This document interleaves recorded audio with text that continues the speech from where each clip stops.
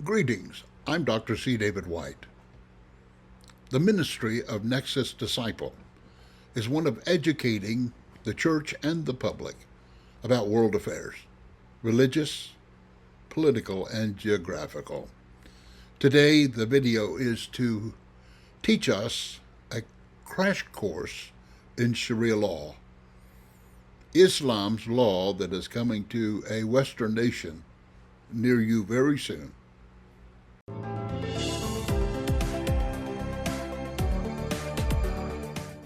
There was a time when Afghanistan was a modern state. Faith was a private matter, burqas were optional, women and men could travel together. Right next door, Iran was not far behind. It was at par with the Western world. Women could step out without a veil, even meet men at public places. But the Iran and Afghanistan of today are a lot different. Today, hijab is mandatory, Western clothing is frowned upon, clerics dictate societal norms, religious police patrols the streets, civil rights are all but non-existent. What happened in these countries? They came under the Sharia law. Hello and welcome to Gravitas Plus. I'm Palki Sharma Upadhyay and I come to you with arguably the most controversial concept in the world, the concept of Sharia. It's back in the news after the Taliban took over Kabul. They plan to rule Afghanistan under the Sharia law, under the Taliban's version of the Sharia law. What does that mean? What will change in Afghanistan? What place does the Sharia have in this day and age? How many people in the world follow it? Why is it so controversial? Why does the world fear it will take Afghanistan further back in time? We've spoken to a cutoff of adulterers being beaten and women being oppressed. In fact, no religious law has ever had worse press as the Sharia has in recent times. Why is that so? Thanks to the misrepresentation, manipulation and misuse of the Sharia. By whom? Islamic regimes, politicians, clerics, radicals, terrorists, they've all used the Sharia to rule in the name of God. So coming back to the question, what is the Sharia? Well, there is no clear definition. Different people understand and apply the Sharia in different ways. But if we put the broad concepts together, this is what a definition would sound like. The Sharia is Islam's legal and spiritual system, both divine and philosophical. Divine because it is said to be God's will for humankind. Philosophical because it is based on the human understanding of what that divine will is. In Arabic, the Sharia translates to the clear, well-trodden path to water. The human interpretation of Sharia is called the fiqh, which literally means understanding. Now, these terms are used interchangeably, but they're not the same. Sharia is considered divine, permanent, infallible, but its understanding is human. It's a set of rules put together by Muslim scholars over the centuries. These rules have been drafted and applied to suit those in power. Where do the rules come from? Three sources: the Qur'an, which is Islam's holy book, the Sunnah, which is basically the deeds of Prophet Muhammad, and the Hadith, the sayings of the Prophet. There's a range of other sources to work out how God wants Muslims to live. But there is no single law book, no definite statute, no set judicial precedent to determine what the Sharia is. It's basically a vast collection of different, often conflicting interpretations. These interpretations gave birth to 5 schools of thought, 5 legal schools of Sharia. And you must know this, there are different kinds of Sharia, you would say. Hanbali, Maliki, Shafi, Hanafi. These 4 belong to Sunni Islam. The 5th is a Shia version of Sharia. It's called Jafri. All 5 of them are named after theologists and jurists, the men who interpreted Islamic texts. Now look at this map. The Hanbali school is the smallest and strictest of them all. Its primary source is the Quran. It is practiced in Saudi Arabia and Qatar. It also has significant followers in these countries. The Maliki school of Sharia relies mostly on independent understanding of the Quran. It is predominantly found in African nations, the whole of West Africa, along with Chad, the Sudan and Kuwait. The Shafi school of Sharia relies on consensus over understanding of the Quran, and this is where it's followed. East Africa and Southeast Asia, in countries like Somalia, Eritrea, Ethiopia, Lower Egypt, Djibouti, the Maldives, Indonesia, and small communities in Malaysia.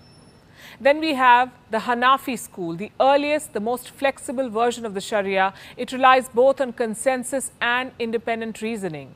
The Hanafi school has the largest number of followers, approximately 1/3 of Muslims worldwide.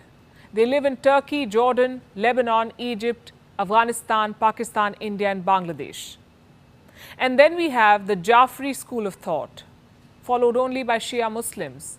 It is enshrined in the constitution of Iran. It also has a lot of followers in Iraq and small pockets of followers the world over. So we have 5 different versions of the Sharia. How are they different? Not in the fundamentals of faith, but in their practice. There are differences in how they pray, how they resolve legal matters, how they settle marital disputes, how they deliver punishment for certain crimes. And this is understandable because no religion is uniform. But the problem begins when religion is mixed with governance. Many Muslims who embraced the Sharia thought of it as a substitute for the law of the land, and that's where the problem lies. The Sharia was just supposed to be a way of living. It was not meant to be associated with political power. When European colonialism began to spread, the crown and the church came together. The church was used to further the interest of the rulers. The same thing happened in Muslim kingdoms. And while European nations later separated the church from the state, many Islamic countries did not. France, Britain, and other European powers had colonized much of West Asia, Africa, and Asia. When they left, leaders of the newly formed Muslim-majority countries faced a dilemma. Should they govern based on previous Islamic values, or should they embrace laws inherited from colonial rule? Well, they chose the Sharia as the basis of their legal justice system. And this gave birth to all kinds of theocracies, hardline and moderate. Countries like Algeria, Libya, Egypt, the Sudan, Syria, Iraq, Oman, Yemen, Pakistan, they all had the Sharia. Even countries which were not colonized by the West adopted the Sharia. In 1932, Saudi Arabia was formed as a theocratic monarchy.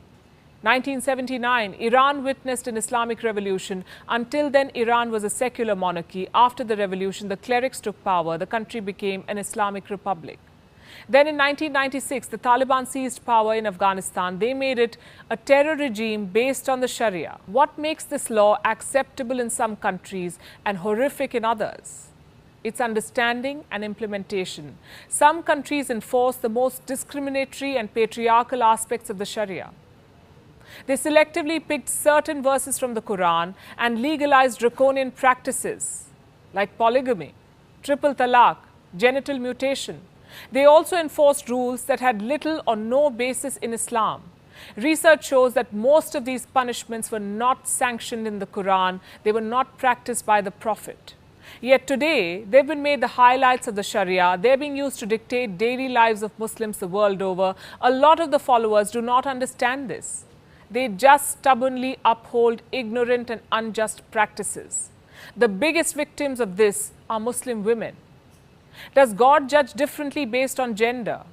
For many clerics, it does, despite the fact that women worked and fought alongside the Prophet. They won't tell you this. In some countries, women cannot step out without an abaya or a veil, but men can dress the way they want. Women cannot stand for president, but men can govern for a lifetime.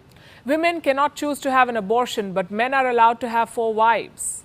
Women cannot travel without a male guardian. Women cannot drive. Women cannot retain custody of their children after divorce. And they receive half of what is awarded to their brothers in inheritance.